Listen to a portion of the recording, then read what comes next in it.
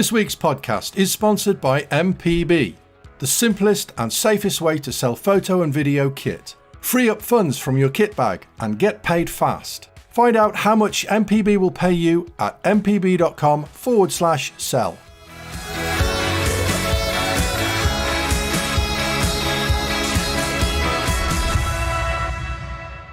Hello and welcome to the AV Forums podcast for Monday the 25th of April. April's nearly gone. The movies podcast, it's going to follow us tonight at 8:30. So if you've tuned in for the movies, you're just a little bit early. So why not stick around for the hardware? Because we're going to talk about lots of kit tonight. But like I say, they're coming along at 8:30 to talk about movies. For those of you who are not watching live, and a little bit later in the week, if you listen to the audio version, it's all one podcast. So the movies guys will be up a little bit later on this podcast. If you can look at the time codes, you can pop around at the podcast as well if you're listening a little bit later on. And new is AV Forums podcast channel on YouTube. So if you want to see little snippets of the podcast, if there's particular subjects you want to go back and revisit, there will be short videos on the AV Forums podcast YouTube page. So why not look out for that? Why not subscribe to that? And also there will be the hardware and movies podcasts live streams all put together as one long video. So you can also find us on there. And of course you can find us through your usual podcast provider in audio only form. And once again, thank you very much for your support, because I've got something to show you that we got through in the post, and it's rather funky, but there we go. That's our, so it's on the camera there. 100,000 subscribers, cool. YouTube lovely plaque, which is very nice. And thank you very much to everybody who supports the channel, who watches our review videos, who comes along to tune in live to the live streams, or if you listen to us audio only. Thank you very much. It really is appreciated. And of course, it's appreciated as well, those of you who support us as patrons and so on, and details will be coming up if you want to do that a little bit later. But joining me tonight is the usual team. The usual suspects, as we shall say. Ed Selley's here. He's going to talk about hi-fi. Good evening, Ed. Hello, sir. You all right? Yes, good. Thank you very much. Also joining us is news writer Ian Collen. Good evening, Ian. Oh, he's gone quiet. He's on mute. Yeah. Oh, I keep doing that. I do that because I think I'm going to cough or sneeze or something, and then I forget to turn it back. Rookie mistake. Yeah, there you go. The rookie making the mistakes. And also joining us is a display calibration expert here again this evening to talk about how to improve your display and your picture quality and so on. And that's Julian Scott. Jules, evening good all. To see you. And just remind us again, if people want to find out a little bit more about you and your background and so on, what's the website they need to jump over to have a look at what you do, Jules? Well, my website is displaycalibration.co.uk. Okay, well, there you go. It's easier to say than write. So a little plug there for Jules. Go see what he does. He may be able to sort you out with your display as well. So what have we been up to since the last podcast 2 weeks ago? Ed, what have you been doing? School holidays. 2 words. Dear. Endless. You're too old for school, aren't you? Yeah, well, no, I've been sent back. They're still trying to make me do GCSE maths. No, Easter holidays. I don't want to sound hard done to, because my son was with his mother for most of the first week, and I sort of took over duties in the second week. It was good. We went to a couple of different sort of museums, exhibits, and things. The weather was good, so we just bimbled around. I mean, as long as you feed an 8-year-old boy an ice cream on a quasi-regular basis, they will go a surprising distance and visit a surprising number of things. On Saturday, we went to the Bicester Heritage Scramble, which has always got loads of cool things, lots and lots of random cars, some interesting takes. I mean, essentially, because it's got a reasonably discerning clientele, they've gone sort of one step beyond fairground and festival food vans. They're more sort of artisanal, and some of them are more successful than others, but that was a pleasant day out. So the upshot of that is that I'm now essentially, you'll be staggered to hear this because it's so unlike me, it's just running into the end of the month, basically writing a review every day. So yeah, that's where what I've been up to. Same old really. Although I will say there's some interesting stuff that I've been writing up this week. One of which we'll be talking later on, but there's some other genuinely interesting things in the pipeline. I followed you on Twitter. Just remind us of your Twitter handle. EJ Selley. So my usual spelling of Selley, Selley. Ed Selley is somebody completely different on Twitter and hasn't posted for many years. So if Elon Musk is listening, the new owner of Twitter, if he can get that sorted. Actually, no, I've been EJ Selley on things for so long these days. I think it's the one that I'd probably stick with. So one that people will know. But anyway, I was following your car show, your photographs and so on. Some nice bits of metal there. Yeah, it's well worth it. If you live anywhere near Bicester, the Bicester Heritage thing, they do events throughout the summer. It's a really nice space for them to do it, and it's really good fun. So yeah, can't recommend it highly enough. I went to a Mustang meet without a Mustang. So obviously, those that don't know, I got rid of the Mach 1. I was offered a large sum of cash. Because they're so rare and because of the chip shortage and everything else that's going on at the moment.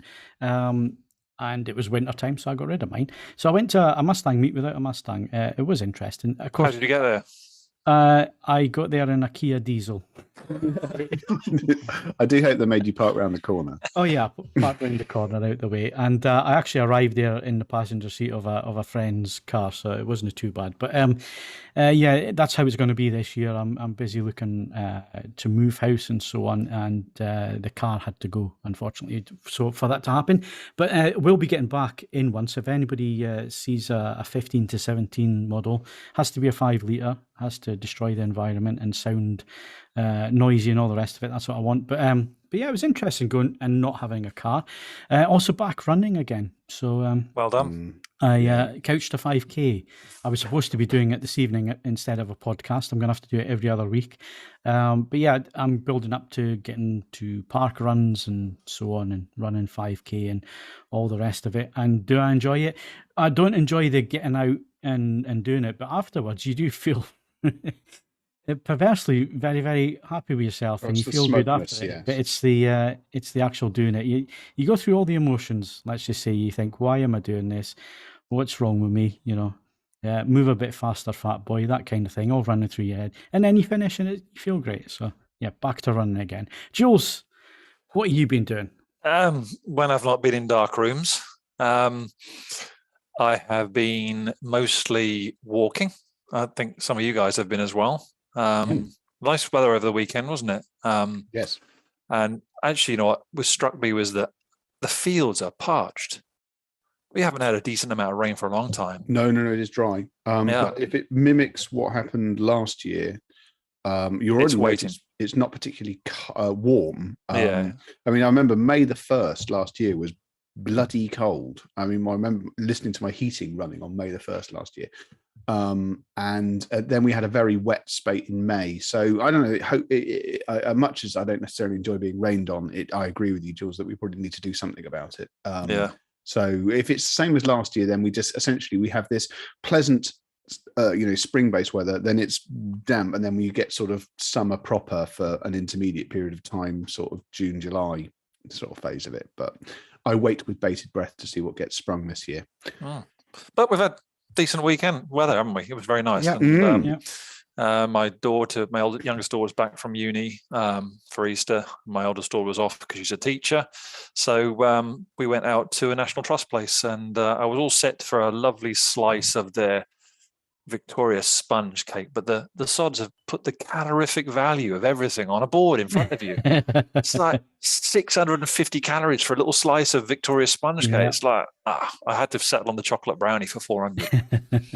Just ignore it. But I mean, I have, as a conversation for another time, I have grave reservations about it. It has different effects for different people, and I don't think it's been very well thought through. But I just, as essentially, all I do, Jules, is just take my glasses off, then I can't read the calorific value, and it's fine. So it works perfectly. Yep, good stuff. Right, so that means we just need to pass over to Ian and find out what you've been up to. Well, you'll be shocked to hear it involves gaming. But the past couple of weeks, I've been playing an awful lot of Minecraft, which some of you might be familiar with.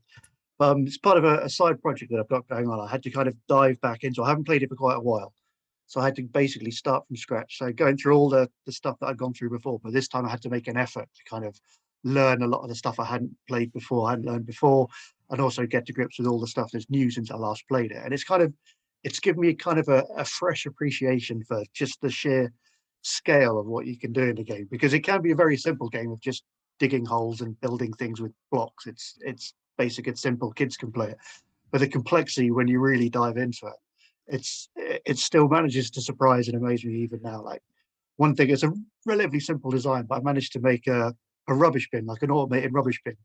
So you put your stuff you don't need into this little chest at the top, and it drops through a couple of items, and then like a little electric circuit runs around, and then it fires it out into a lava pit, so it's gone for good, so you never have to throw stuff away. And it was just little things like that I've kind of been able to put together. Is this in the sort of creator rather than the survival mode thing? Both. I was doing it in survival mode, but obviously it's a lot easier in the creative mode where you have everything's open to you. But survival mode, you got to go find it, mine it, craft it yourself. So it just takes a lot longer, but that makes it feel a bit more satisfying, a bit more. My son was trying to explain it to me, and I just went cross-eyed after about 15 minutes.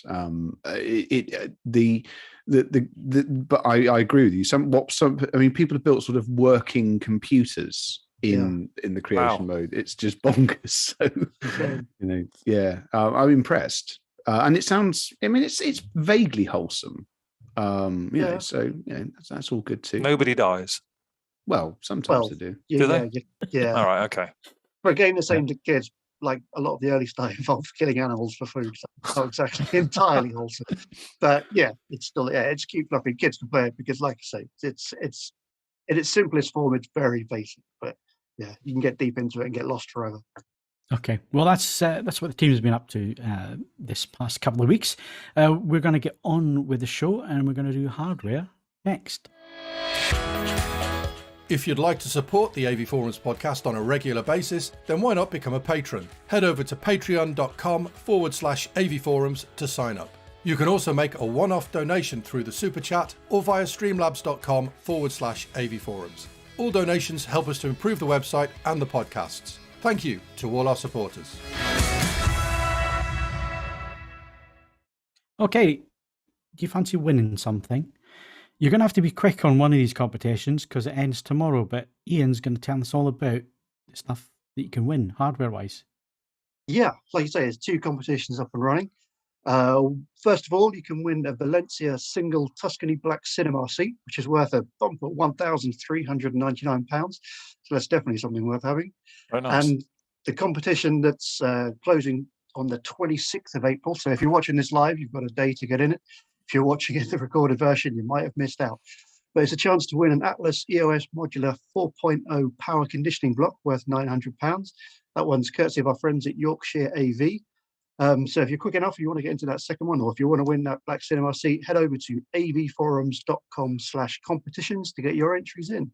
All competitions are open to eligible AV Forums members that are resident in the UK, and that discounts all of us.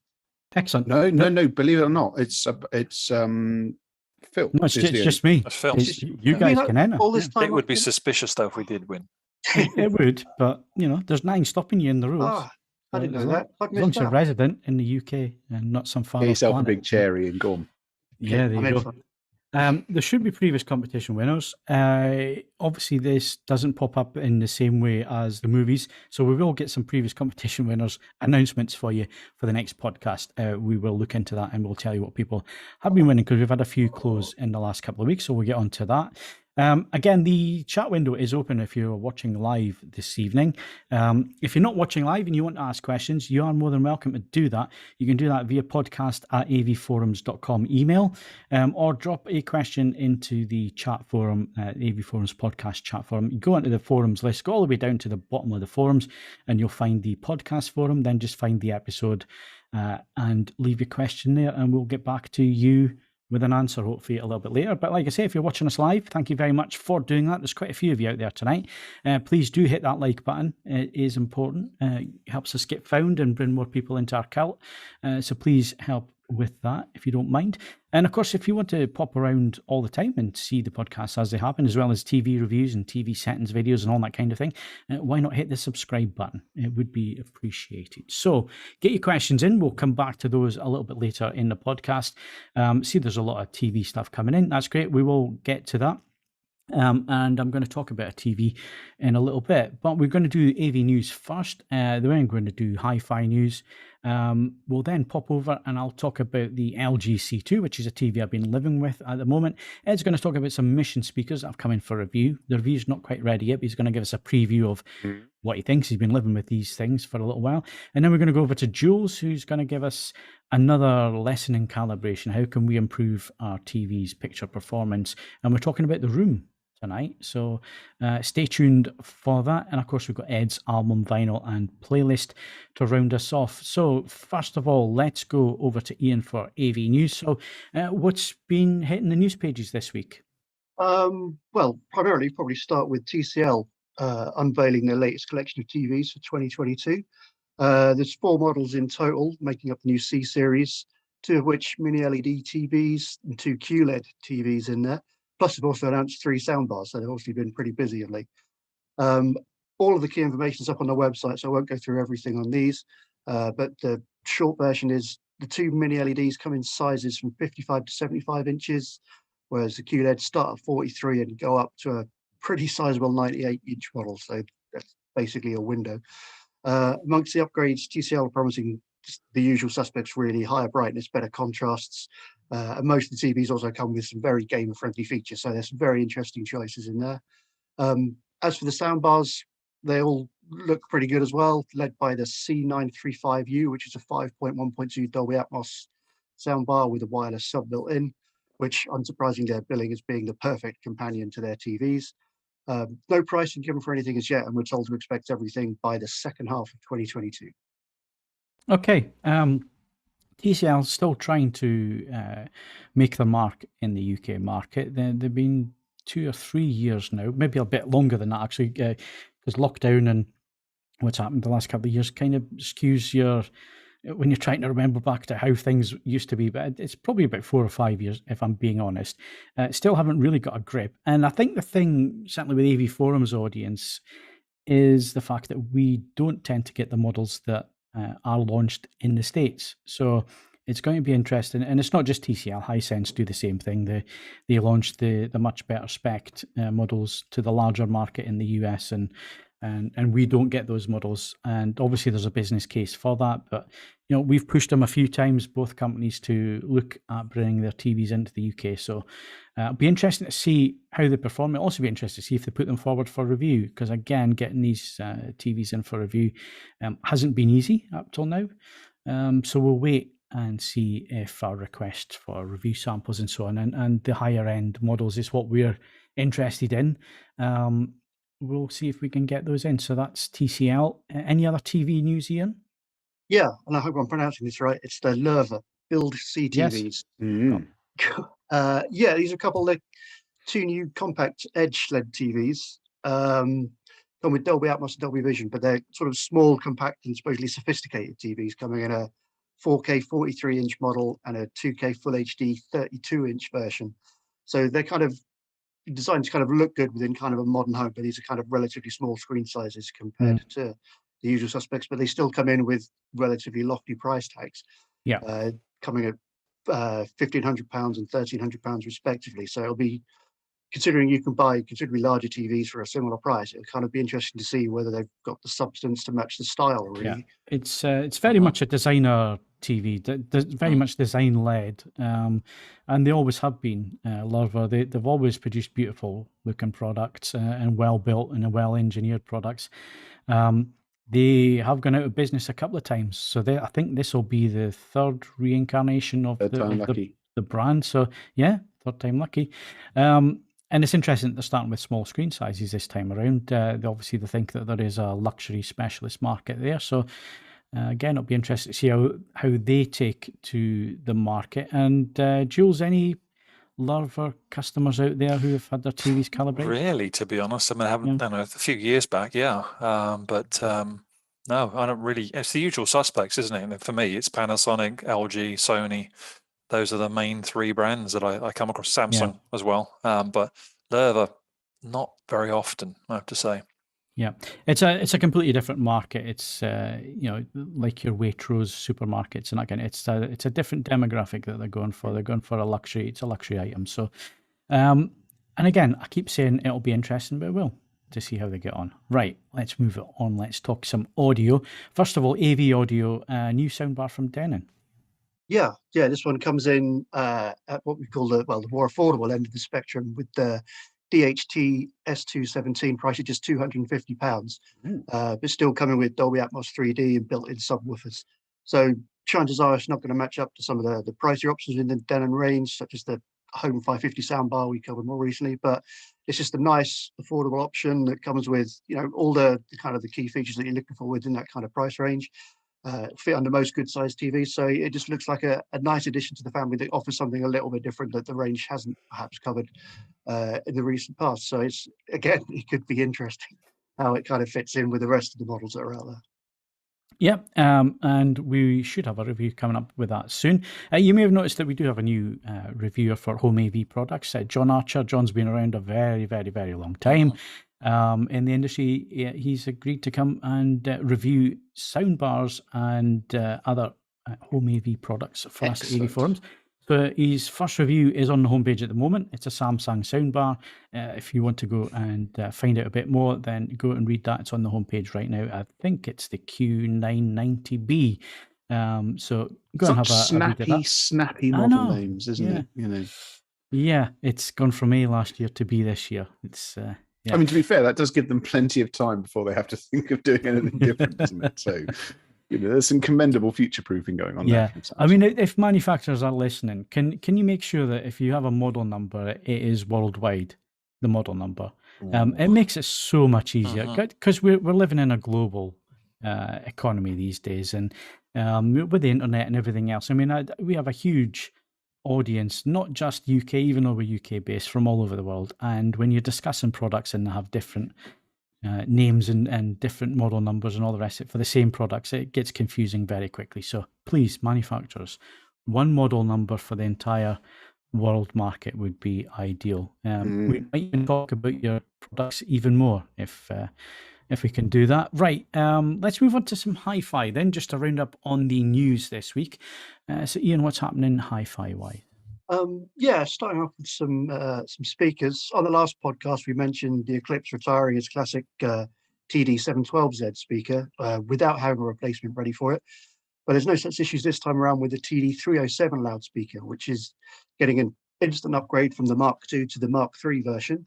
I mean, I could go on, but I think Ed had a review up for this within like seconds of me finishing the news story. So I don't know if they were delivered nice and early, and I spent some meaningful time with them. The review is up to read. I'm not going to go all the way through it.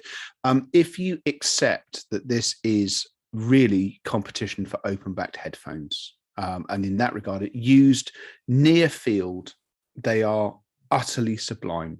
Use them like a normal speaker, and they're not. It's as simple as that, basically. If you look at them and think, oh, that could just be a really elegant way of boosting the size of my TV. No. They must be less than a meter away from you. You need to pay attention to the setup instructions that Eclipse give. Do that, and they can do things that very little else anywhere near the price can do. But as I said in the review, they don't have a performance envelope. They have a performance sachet. You have to use them in the manner to which Eclipse intends you to do so. But I have really high hope. If this is the start point for how they're going to start revisiting other models in the range, I absolutely cannot wait to have a look at them. Yeah, and as I said, the review's up there. Go have a read. And what else have we got? Oh, turntables. Because it's Record Store Day, or has it been Record Store Day? Record Store Day has been. All right. Not the time for. I mean, essentially, it was another.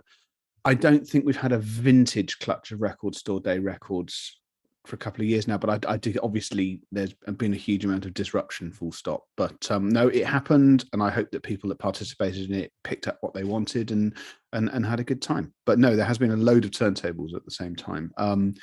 This is an interesting one. The Alva TT V2. I suppose I can admit this now. I helped test this and make sure that some of the more invigorating bells and whistles work as they're supposed to. So the Alva was released a couple of years ago. It's a direct drive. It is a direct drive lifestyle turntable. It's a fairly unique. So I hate quantifying unique. It is a unique sort of niche in things. It's not going after, Technics SL1200s. It is an extremely pitch stable, extremely capable turntable, but then it's equipped with a phono stage on board, which now thankfully you can switch out if you don't want to use it. And it has a really nice Bluetooth implementation. So if you do want to Bluetooth the sound to a different room at the same time, you can. And whilst I've pointed this out in reviews in the past, that the number of people that will actually do this, you can count on the fingers of one knee. It does actually work really well if that's what you fancy. So that's what Cambridge is up to. And I have every confidence that's going to be a nice product. It also really helps that the cartridge that comes supplied with that is an absolute gem. The Alva moving coil cartridge is a beautiful, beautiful thing. Actually well worth seeking out on its own. Then on a more sort of hardcore, Pro-Ject, who released new turntables on a very rapid basis. I mean, I could realistically turn over half my allotted reviews each year to just reviewing new things from Pro-Ject, but I don't, because I don't want to get sacked. But this time round, they have gone for a turntable and a phono stage. 2 phono stages even, where the main selling point is that this is completely balanced from the wires going into the back of the cartridge all the way to the XLR outs on the phono stage. Now this is, we get. We've had arguments. We've discussed balanced components in the past, and there's information about it on the forums. I would argue that turntables over and above digital are something that do genuinely benefit from being used in a balanced configuration. It can really, really drop the noise floor on them. So this is a quasi-affordable way of doing just that if you go all in with Pro-Ject hardware. I'm hopefully going to have a look at these. And because, as I say, there's an interesting technical angle, and I do suspect they are going to be rather good. So hopefully there'll be a review on them. But in the meantime, if you are looking for both a turntable and a phono stage, and you have a system which is able to run balanced, this could have a significant advantage over a lot of the competition, simply because it's been designed to be balanced from the start. So this is a nice piece of thinking from Pro-Ject, and yeah, I'm guardedly optimistic that it'll be a welcome new arrival. Excellent. Well, lots of turntable news there, if that's your thing, and it has been my thing recently. I'm still waiting to find out if I can get my hands on a SL1200 in green, but we'll see. And if I do, you'll be the first to know. Excellent. Right, let's move on. We're going to talk about some kit now, and then we're going to move on to Jules to talk about the room in which your kit sits and how to make sure it's perfect, especially for your display. But first of all, the TV that is sat behind me right now, that is 65-inch LG C2. We purchased this, so this is a retail sample. It was purchased from a high street retailer. Reason for that is review samples can be limited in numbers, and you can be on a list and wait a while for a TV to come through. But the other thing is that we like to dip into the market now again and just check that there's no golden samples, and there hasn't been any golden samples for a number of years now, because most reviewers worth the salt do take a great deal of attention to the picture quality and so on. And a lot of people who write technical reviews are also calibrators, like ourselves here. So we do get to see things in the wild as well, especially Jules gets to see things in the wild as well. And we can usually tell if there was something like a golden sample. So that's why we went out and bought one. The other reason is this is going to stick around for a while. It's probably going to stick around until the C3 comes out, because I have no doubt that that'll be one of the comparisons that we do in the future. So have I measured this? No. Have I calibrated it yet? Nope. I've lived with it for a week.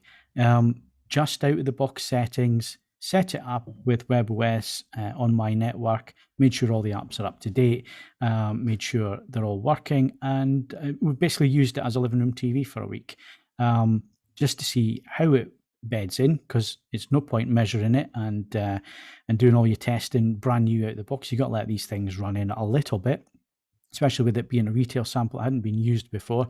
I had the pleasure of taking the film off the front of the screen. It's nice on a mobile phone when it's a 65-inch screen. It's so nice when you just take that off there. So yeah, brand new out of the box. There is a video up there of me unpacking the TV and showing you what's what in there. New stand, which is really nice. It is incredibly light this year. If you have a C1 from last year, compared to that, it is really light. It's because they're using new composite materials to build the thing. The stand's made of the same materials. It's really light. But once you screw it all together, and it's really dead simple to screw it all together and get up and running, really sturdy, really nice. It is a step up from the C1. And again, I haven't done any measurements with it. Hasn't been calibrated. I've just been running it in filmmaker mode, and I can tell straight away there is a big improvement over the C1. The main big improvement is not in the highlights.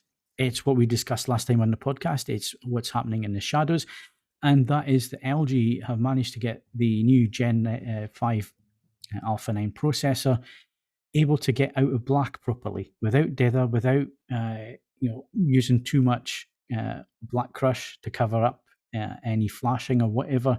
It comes out of black properly now. There is bags of shadow detail on show, as it should be, in the lower reaches of the picture. So there's no crush blacks going on. This is with SDR and HDR content. It looks phenomenal in that respect. And I'm sure Jules will have some comments with this as well, but it has been an Achilles heel for OLED technologies coming out of black, Jules. Yeah. Obviously, OLED is famous for its zero black level, but they've always struggled to get out of black. It's like couch to 5K, isn't it? So it's getting off the couch. So it's been an annual problem and an annual test to see, is this year's better than last year's? Because as we said before, our eyes are tuned to see shadow detail. Evolutionary wise, that's what we see better. Yep. So for OLED not to be able to do that as well as we'd like has been a bit of a thorn in the side of the technology. So it's great to hear that that they've managed to improve on it this year. As a C1 owner, bit pissed, but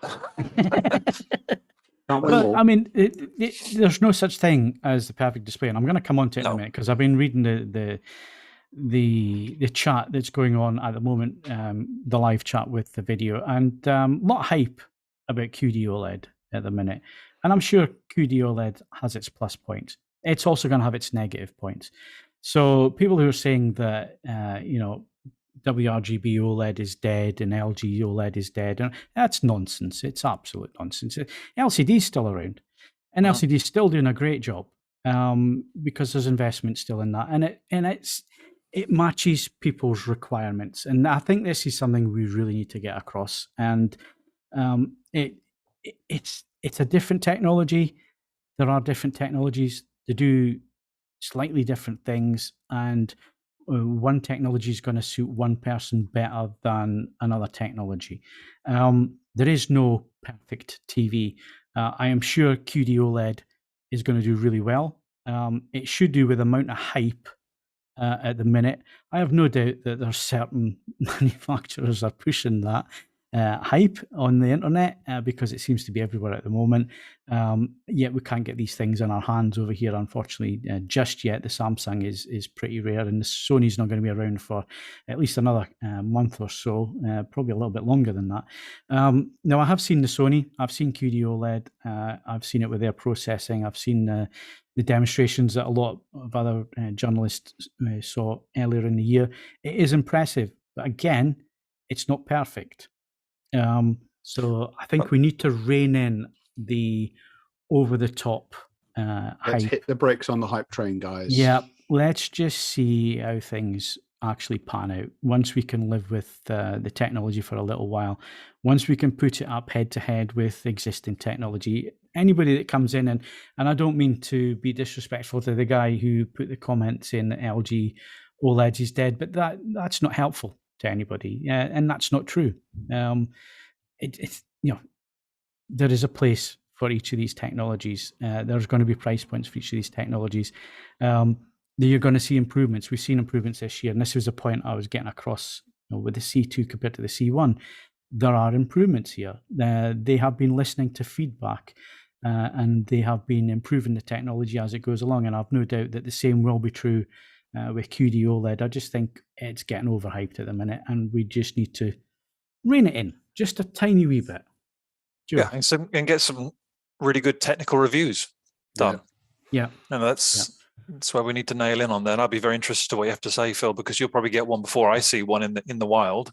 And the other thing we'll be quite interested is see how Samsung and Sony both handle that technology, having battled this past week with a Samsung, with its color management system, which I have to say Samsung used to be very, very good, very effective CMS, but over the years, I don't find them, that they've declined in efficacy. So you can really struggle with them. So I really do hope that with this new tech that Samsung can improve on the color accuracy, particularly with those calibration controls. And also when it comes to the EOTF and HDR as well, because they've had a problem in the past with over brightening that. But and Sony, on the other hand, they've got an excellent reputation for color accuracy. So I'm fascinated to see how both those companies will handle this new tech.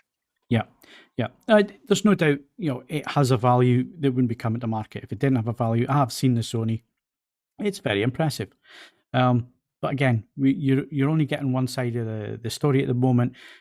We will get technical reviews starting to come in. We'll get our hands on them as soon as we can to start doing that. And hopefully the hype will have died by then, because at the minute you're just looking at YouTubers trying to get views to their channels, which is what YouTubers do.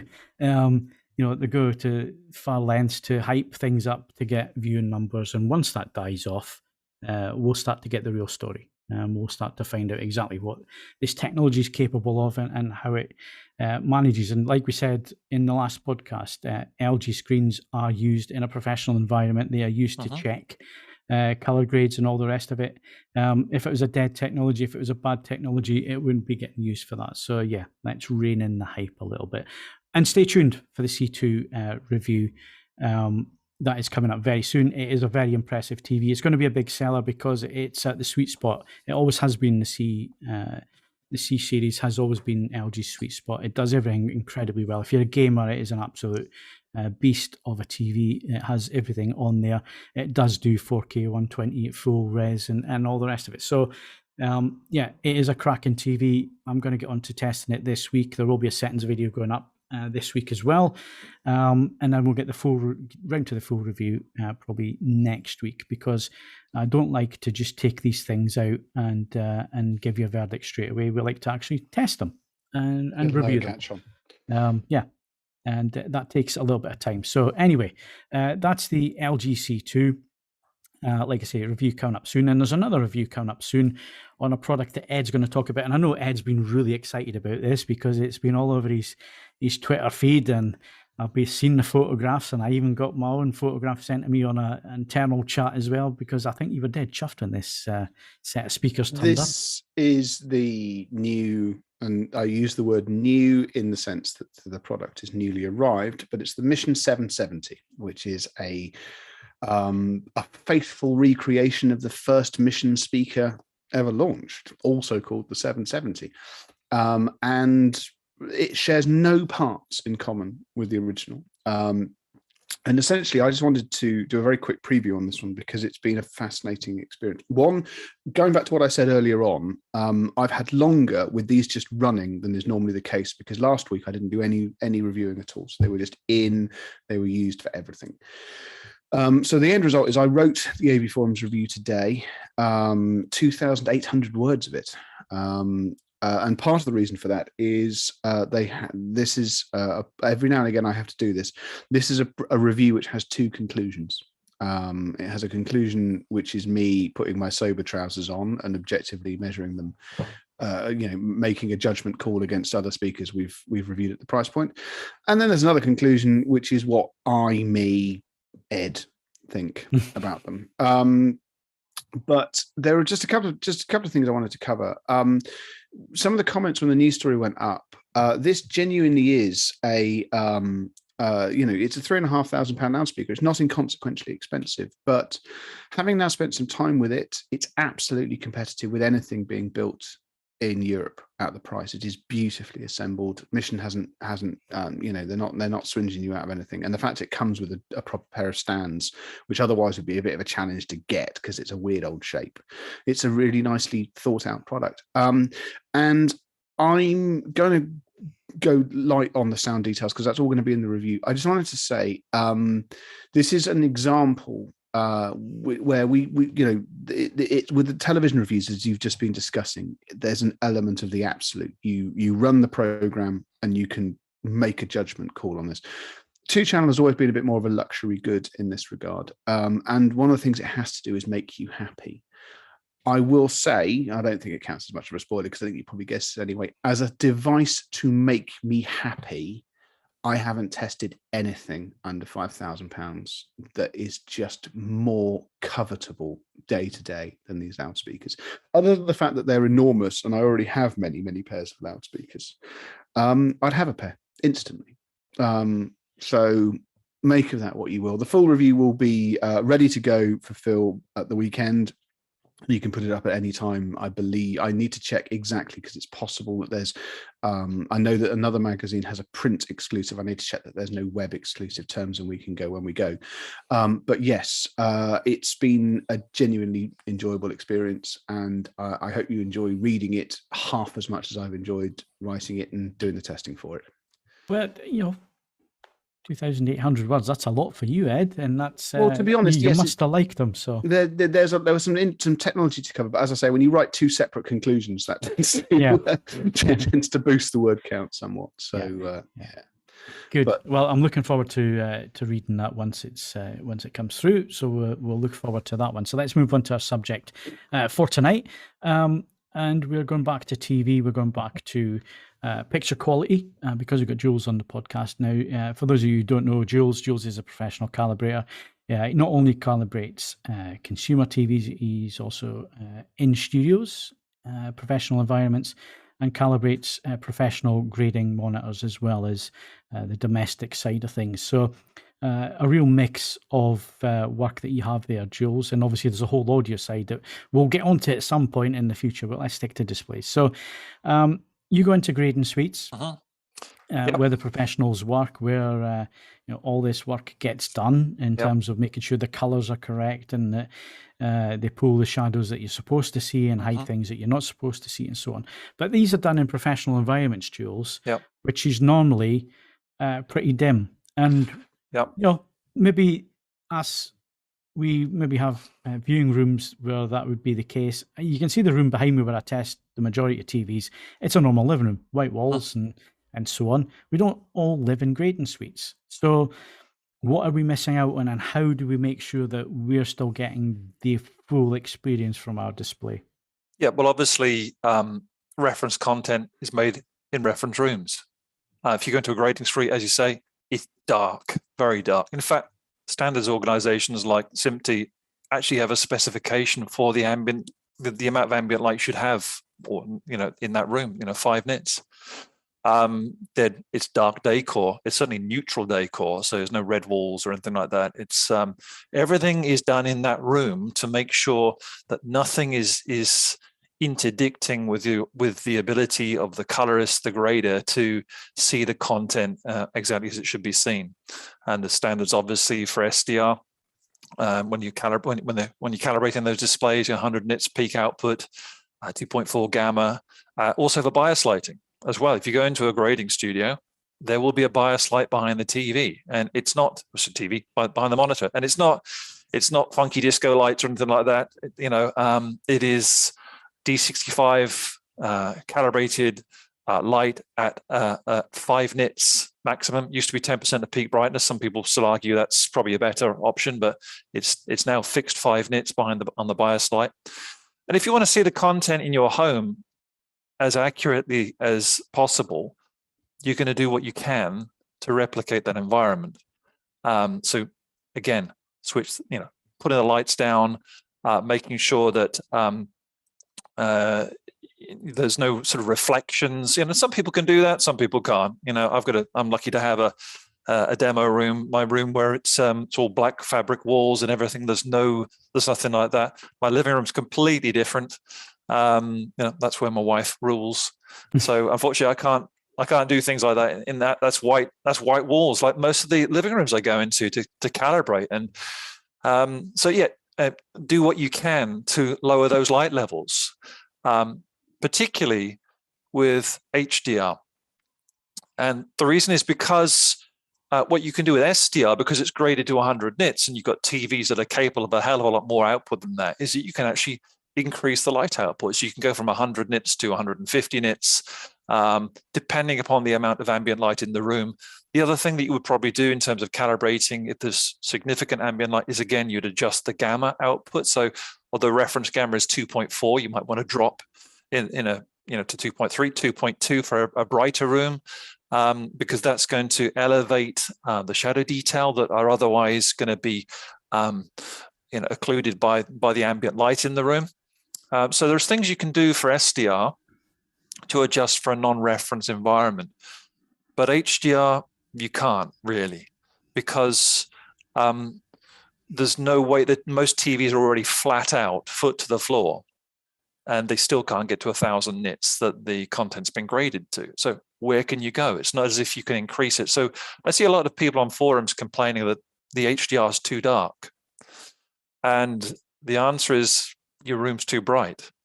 And particularly what we said last week, Phil, about shadow detail and how we see, we always bang on about peak output, don't we, on displays for HDR. But in fact, the shadow detail is just as, if not more important to see. And if you've got too much ambient light in the room, you won't be able to see it. And unlike with SDR, there's nowhere we can go. So for HDR, it really is important to do what you can to create more of a reference environment. But SDR, we've got things we can do, but HDR, we're a bit stuck. It's one of those problems, isn't it? That there's some of us who nitpick, and we get our rooms right, and we get the right color of grey on the walls and so on. And believe me, I have a pot of paint sitting to do the room next door, the cinema room, in the right grading sweet grey, and it does exist. You can find the color out there, you can find the code, and you can go and get the paint mixed. And so there's those of us who I'd imagine a large number of AV Forums members are the same, and want to go for that with the viewing environments. But like you say, the vast majority of people, you're going to have a room like I'm sitting in at the moment with white walls and so on. And that's where we're going to run into problems going forward, like you say, with HDR and so on, where, how do you balance out the picture with the room and make sure that you're still seeing content the way it's supposed to be seen? Now, some of the technologies out there, Jules, have tried to get around this and combat this. And I'm thinking about Dolby Vision IQ and filmmaker mode on Panasonic TVs that use the light sensor as well. Now, this is new technology. This is not a light sensor that you would find on a TV from a couple of years ago, which just elevated the greys and the blacks and just made things look that little bit brighter in a bright room. This actually uses the light sensor, but it also uses the metadata that's within the content to try and keep the color volume correct, to try and keep the saturation right, to try and keep white balance correct, but also add that extra boost in brightness to combat the viewing conditions. Is that the right way to head to try and get around these issues? That's a difficult one, Phil. I'd always prefer, if I could, to control my environment first. But I guess, look, if something's too dim to see, it's too dim to see. And if it helps you see the content, then I suppose it is a route to go. I'm always, we're all a little bit OCD and anal about these things. I'm always keen to control the environment as much as I can first. But I guess, if it's a case of seeing something or not seeing something, then yeah, I mean, it is an option. But you have to deliberately break the EOTF in order to do that, which kind of feels, as a calibrator, it feels like, you're breaking the law. But, Great record. You got to, you want to, if you can't see it, then what's the point? Yeah. So it's all about enjoying the TV programs, the movies that we like. And if it's too dark, you've got to do something. I suppose it maybe, I don't know whether this is about, dialogue in movies, where people complain they can't hear the dialogue anymore. Mm. Well, yeah. I mean, but to be fair, there's I mean, don't get the films team started on this. I mean, there's as much an argument that directors now shun boom mics. So, I mean, that essentially the people mixing it, they aren't doing anything different. They're just working with more and more shonky distance mic work, and then just randomly you get television series which are just incomprehensibly badly done. So there's all sorts of pulls in that one. But you're right. Yeah, you end up often with center speaker settings which are significantly adrift of what the notional optimum would be. And in terms of the visual side of things as well, I mean, you have to break the EQ, the OTF in order to do that. Where a room is too bright for the content. So they're trying to find solutions for this, aren't they? But I'd always go with the preference of, if you can, do what you can to control your environment, because you want to see reference environment as best as possible. Yeah. And of course, there are ways now, like I was just saying and alluding to, the paint colors. There are nice paints out there which can work, that can lower the light level in a room, still look nice for the partner or whoever you are sharing your environment with, and it keeps everybody happy. But you can also get extract more performance out of your display by just approaching things like that, like we've discussed in the past, Ed, with audio and so on, correct placement of absorption material and so on. And it doesn't need to be, the blocks that I've got on the wall behind me here, proper sound absorbent blocks. You can make them look really nice. And it doesn't have to be a brutal studio-like environment. It can be. It's amazing what you can get done within the realms of taste and decency, which is a catch-all phrase, really, isn't it? But nevertheless, it is true. There's plenty you can do, and there's also, if you go onto the forums, there's plenty of people that have done various permutations of it. Generally speaking, it's probably fair to say, in the overall lifespan of AV forums, that you are not going to be trying something which hasn't been tried before. There will be data on it, and you can normally see how good or bad an idea it is before you crack on with it. And that's just where I was going. It's almost like you've read my mind, Ed. We have forums there. We have DIY forums, home cinema DIY forums, and so on. Our members invented the media wall. This media wall that all these DIY companies are now offering you. They'll come and build round your chimney with your monitor. And our guys were doing that decades ago with lighting and all the rest of it. So if you want ideas on how to, make your room a little bit more suited to a little bit more like a media room, where you can control the colors a little bit in terms of wall color and so on, get the light levels down so you can enjoy your displays and of course the audio side as well. You can do it all. Then head over to the DIY forums. There's lots of projects in there. There's lots of things that forum members have done over the 20 odd years that we've been around on AV forums. And like Ed says, somebody will have tried it. If you've thought of it, somebody will have tried it on AV forums. There will be a thread about it somewhere with feedback and ideas and so on. And it's a great resource. It's where I found the paint code for the paint that I'm going to put in the main media room that I'm building next door to shoot our videos and so on. You can do this stuff. You can go into your local Dulux or whatever and give them the code, and they'll mix the paint for you. Is it grey? Is it grey, Phil? It is grey, yes. Yeah. Well, grey's in fashion, isn't it? It is. Actually, that's what I was saying.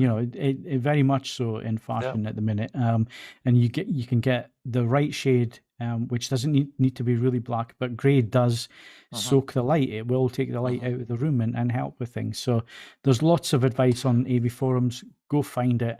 Let us know how you get on as well. If you've got issues with this and you found a solution that works for you and you think it's worth other people looking at, get a thread up on the forums and tell us about it in the chat window on the podcast, and we'll add it into our discussions. But as always, time is catching up with us, so we need to leave it there for this week. But if you have got questions, like I say, get them in the chat window on YouTube or in the comment section, or go to AV Forums. Go to the podcast forum, head down, find this episode, and leave your comments in there, and we will get round to answering your questions and also taking on your ideas and your feedback in terms of what it is that you want to get from the AV Forums podcast, what you want us to discuss, who you'd like us to get on the podcast to discuss these things. And like we've hinted at a few times, and we will get there, we will have people from the industry come in as well and tell you how they actually do things and how you can replicate that in your own home. So colorists and so on, that's all in the pipeline. We will get round to that. And we also got some special guest calibrators and stuff also coming in. We're going to talk about projectors in May and how to calibrate projectors. It's still a dark art. You see what I did there? So yeah, tune in for that next month. We will be getting into depth with projectors and how to get them calibrated and set up properly and the whole video chain and so on. So thanks again to Jules for your input this week. Right, to wrap up, we just need to head over to Ed and get his vinyl album and playlist for this week. Yes. Right. Good news in terms of saving time. Album and vinyl is one and the same.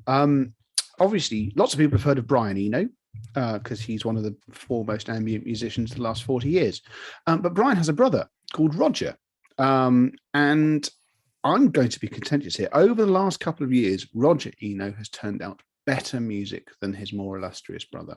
So album of the podcast, album of the fortnight, is The Turning Year by Roger Eno. It's on all the major streaming services. And unlike last podcast effort, which was, ballistic French royal blood-esque sort of rock music, it's gentle. It unfolds at low speed, but it is an outstanding piece of music. It is a beautiful recording, and it is my vinyl release of the fortnight because the label it has been released on is Deutsche Grammophon, and they do not mess around when it comes to mastering full stop, but the quality of their analog releases is utterly peerless. I've got this on order. I'm afraid I can't stick it up in front of the camera as I normally do because it hasn't turned up yet. It's one of those things. I was hoping it was going to show up today. It hasn't. Postman Pat will hopefully arrive presently and deliver it to my sweaty hands. So that is both album and vinyl. I can't recommend it highly enough, especially if you just want music to work to. It just happens, and it's extremely pleasant for that. Playlist is a bit more dynamic. Tidal this time round. I was drawn to it because it's the name of one of my favorite albums, but it doesn't actually have any of that on it. But it's called Color of Spring 2022. And the description of it, I couldn't do it better myself. Let this playlist of recent favorite songs from around the world lead you away from the winter darkness into the bright and joyous days of spring. And do you know what? It's a nice playlist, 37 tracks, 2 hours, 17 minutes and 11 seconds. So it doesn't overstay its welcome. It's a jolly good listen, and there should be at least one or two tracks on there which have you jumping off and investigating the further work of the artist. I have indeed. I've had it on repeat today, actually, since you put the link up on the chat. I've had it on a couple of tracks in there. Not too keen on, but well, no, but that's the nature of the curated playlist, isn't it? Exactly. Very rare that it's all killer. Yeah, but there's a lot of tracks on there who I'm like, oh, that sounds nice. Let's find out a little bit more about this artist, and if anything else that they do sounds just as good. So yeah, highly recommend that one, and a lot of feel good tracks. Yeah, it's a cheery, optimistic playlist. Every now and again I do it once. So it was. I enjoyed it, and I hope you guys do too. Okay, well, thanks once again, Ed, for your input. And the upcoming podcast, so I did mention May, so we have podcasts coming up, and this is Hardware and Movies on the 9th of May and on the 23rd of May. So that's the podcasts that are coming up. Keep your eye on the homepage as well for the reviews that we've been talking about. They will be coming up soon. Keep an eye on the YouTube channel as well. Best way to do that is to subscribe and also hit the bell for the notification. So remember to do that. My thanks to Ian, Jules, and Ed. And obviously, coming up next is the Movies Podcast. If you've enjoyed this podcast, then of course, like I say, leave a like, subscribe to the channel, hit the notification bell, And of course, you can also follow us on Twitter and Facebook. You can bookmark avforums.com for the latest reviews, news, and videos. And of course, if you're listening to this a little bit later in the week and not on YouTube, whoever your podcast provider is, they should allow you to rate the podcast. If you do enjoy it, then please do give us a rating there. Again, it helps people find the podcast and bring them along so they can join our cult. I'm Phil Hinton. Thank you very much for watching and listening tonight. And join Kaz and the movies team at 8:30 for the Movies Podcast. Good night.